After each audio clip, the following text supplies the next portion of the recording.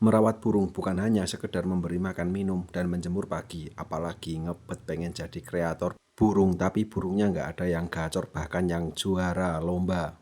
Kebersihan sangkar burung harus dijaga setiap hari, agar burung tetap sehat dan terhindar dari penyakit. Rajin membersihkan sangkar burung bukan hanya membuat burung menjadi nyaman, tetapi salah satu bentuk kepedulian kita terhadap burung yang kita rawat. Sangkar yang bersih dan bebas dari sisa makanan atau kotoran burung menciptakan lingkungan yang sehat untuk burung. Maka dari itu, segera ayo bersihkan sangkar burungmu.